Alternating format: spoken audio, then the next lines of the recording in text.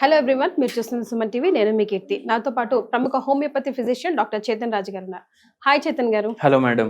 మీ language లోనే మాట్లాడాలంటే ఏదైనా కీబోర్డో స్విచ్ బోర్డో పని చేయాలంటే వైర్లు బాగా పని చేయాలి కదా. ఆ వైర్లలోనే డ్యామేజ్ వస్తే కరెంట్ పాస్ కాదు, స్విచ్ ఆన్ కాదు. ఏమైందా అని మనం ఆ స్విచ్ బోర్డునే కెలుకుతుంటాం. ఆల్రెడీ ప్రాబ్లం ఉన్నది ఎక్కడ అంటే వైర్లో. సో సేమ్ బాడీ నరాలు ఎందుకు వస్తాయి ప్రాబ్లం, ఎప్పుడు వస్తాయి, ఎలా తెలుసుకోవాలి, అసలు స్విచ్ ఆన్ అయ్యి లైట్ రావట్లేదు అనేదాకా ఎందుకు వెయిట్ చేయాలి? అప్పటి వరకు బాడీ ఏం సిమ్టమ్స్ ఇవ్వదా? ఎవరికి ఇవ్వదు. బికాస్ ఫర్ ఎగ్జాంపుల్ షుగర్ పేషెంట్స్కి అంత తెలీదు పెయిన్ అని అంటూ ఉంటారు కదా. అందుకు బైన్సా అనేసి ఊరు ఉంది. ఆ ఊరు నుంచి ఒక పేషెంట్ వచ్చారు మన దగ్గరికి. ఓకే. ఆ పేషెంట్కి ఎట్లా ఉండే నరాల నొప్పులు అంటే, ఇప్పుడు ఈ తొడలు ఉంటాయి కదా, తొడ భాగంలో నొప్పి ఉంది, అరికాల్లో మంటలు ఉన్నాయి. బండి నడిపేటప్పుడు ఇట్లా లెఫ్ట్ రైట్ చూసుకొని తిప్పుతాం కదా బండి, ఇట్లా లెఫ్ట్ చూడంగానే చక్కర్లు వస్తున్నాయి. నాకు లెఫ్ట్ సైడ్ పర్టికులర్ గా లెఫ్ట్ కి చూస్తే చక్కర్లు స్టార్ట్ అవుతున్నాయి. ఓకే. మళ్ళీ భుజాలు లాగుతున్నాయి. ఓకే. ఇవి సిమ్టమ్లతో వచ్చిండ్రు. ఇప్పుడు అందరు ఏమనుకుంటారంటే ఇది వెరికోస్ వెయిన్స్ ఉంటది కదా, అది కూడా నరాల సమస్య అనుకుంటారు. అవునా కదా, మీరు కూడా వినే ఉంటారు, అరే నరాలు ఇట్లా వాసిపోయినాయి చూడండి డాక్టర్ సాబ్ అనేసి చూపిస్తారు. అయితే వెరికోస్ వెయిన్స్ అంటే అవి రక్తనాళాలు, అవి నరాలు కాదు. కానీ చాలా మందికి అది నరాల నొప్పినే అనిపిస్తుంది. ఈ పేషెంట్ కి వెరికోస్ వెయిన్స్ కూడా ఉండే. ఓకే, ఉంటాయండి కంపల్సరీ వైసీ వర్సాగా లేదా? లేదు.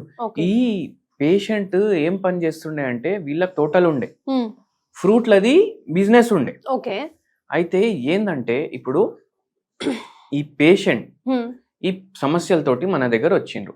ఎందుకంటే లామినెక్టోమీ అనేసి ప్రొసీజర్ ఉంటుంది, అంటే సర్జరీ అది. ఓకే.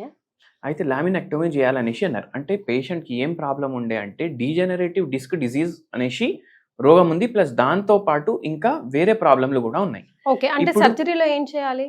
ఇప్పుడు సెట్ చేయాలి. ఇప్పుడు అదే చెప్తున్నా, ఏమైంది అది మీకు ఎక్స్ప్లెయిన్ చేస్తాను. ఫస్ట్ ఇప్పుడు నరాలు దెబ్బపడ్డాయి అనేసి జనరల్ భాషలో మనం చెప్తాము, కానీ నరాలు ఏం పని చేస్తున్నాయి బాడీలో మన చాలా మందికి తెలియదు. అందరు ఏమనుకుంటారు, రక్తం ఒక్క కాడికి వెళ్ళి ఇంకో కాడికి తీసుకొని పోతున్నాయి నరాలు అనేసి అనుకుంటారు. కానీ యాక్చువల్ గా నరాలు తీసుకుపోయేది రక్తం కానే కాదు. నరాలు ఏం అంటే అది నర్వస్ సిస్టమ్ మన బాడీది. మన బుర్ర ఉంటది కదా, మన బుర్ర ట్రాన్స్ఫార్మర్ అనుకోండి మీరు. ఓకే. అంటే ఒక పెద్ద బ్యాటరీ అని అనుకోండి, లేకపోతే దానికి స్పైనల్ కార్డ్ కూడా ఉంటది. ఇది నరాలకు సంబంధించిన మెయిన్ కనెక్షన్ ఇక్కడ నుంచి పోతుంది. మళ్ళీ మొత్తం చేతులకి, ఇది ఫింగర్ టిప్ ఉంది కదా, ఈ ఫింగర్ టిప్ వరకు నరాలది సప్లై ఉంటది. ఎక్కడి నుంచి? ఇప్పుడు మనం మెడలో స్పైనల్ కార్డ్ పాస్ అవుతుంది, వీపులో అవుతుంది, నడుములో అవుతుంది. అయితే ఈ మొత్తం ఏదైతే నరాలు పాస్ అవుతున్నాయి కదా, ఈడికెళ్ళి మళ్ళా బ్రాంచులు వస్తాయి. ఆ బ్రాంచులు వచ్చి ఈడ వరకు మొత్తం సప్లై చేస్తాయి. అయితే ఇప్పుడు ఏంది, ఇప్పుడు నేను ఒక గరం ఉన్న గిన్నె పట్టుకున్నా, సట్ అని వదిలేస్తా కదా. ఎందుకు? ఇక్కడ నుంచి సిగ్నల్ పోయింది, వదిలేసే ఇప్పుడే, లేకపోతే కాల్చిపోతుంది చెయ్యి అనేసి. అయితే అందుకే వెనక్కి తీసేసిన. అయితే ఇది సెంట్రల్ నర్వస్ సిస్టమ్ అంటారు దీన్ని.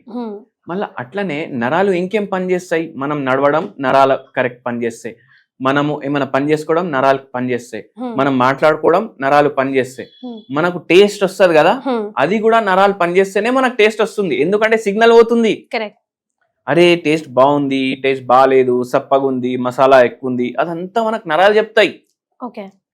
ఇవే కాకుండా ఇంకో వెరీ ఇంపార్టెంట్ ఫంక్షన్ నరాలు చేస్తాయి. ఇప్పుడు నేను చెయ్యి ఇట్లా ఊపుతున్నా, నేను ఆపేసేయాలనుకుంటా, ఆపేస్తా.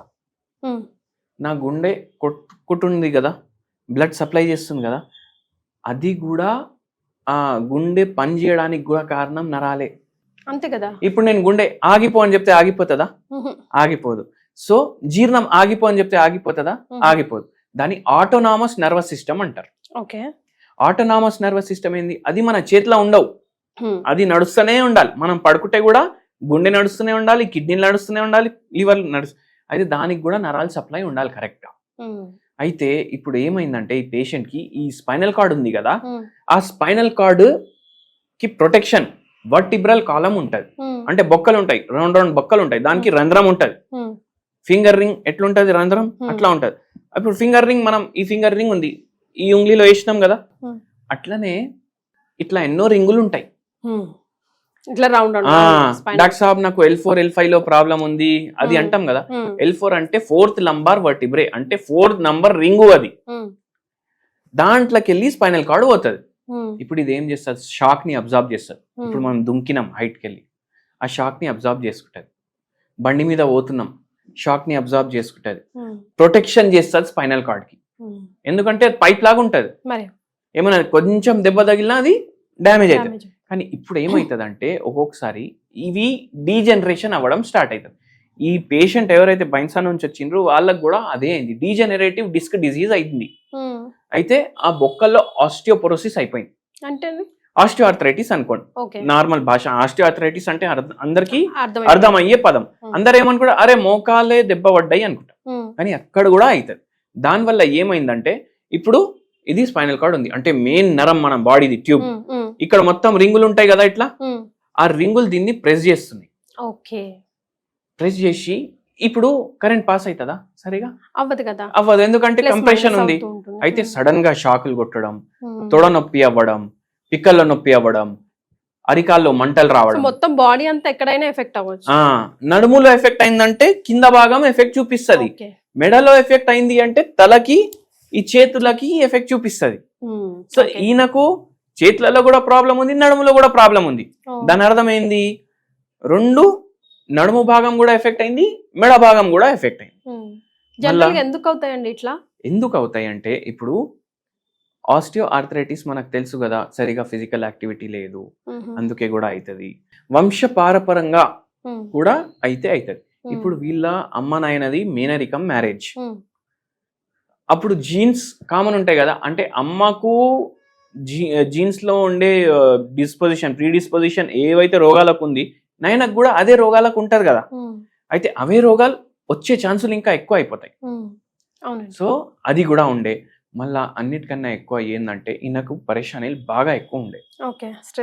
మోసం చేసిండ్రు, దగ్గరున్న చుట్టం మోసం చేసిండ్రు. మోసం చేసేసరికి ఆయన తట్టుకోలేకపోయిండు. ఏంది డబ్బులు లాస్ అయిందని కాదు, నాకు ఎవరైతే నేను నా వాళ్ళు అనుకున్నానో వాళ్ళే నాకు మోసం చేసిండు. ఆ మాట దిమాక్లోకి వెళ్ళి దిగట్లేదు ఆయనకు. అట్లా ఆలోచించి ఈ ప్రాబ్లంకి వచ్చేసిండ్రు. ఇప్పుడు మెట్లు ఎక్కేటప్పుడు షాక్ వస్తుంది, మళ్ళా ఈ అరి చేతుల్లో మంటలు, ఇట్లా కుజాయించుకోవాలి అనేసి అనిపిస్తుంది. మళ్ళా ఇట్లా ఎర్రగా అయిపోతున్నాయి చేతులు, వేడిగా అయిపోతుంది. అయితే నిద్ర కూడా డిస్టర్బ్డ్ ఉండే.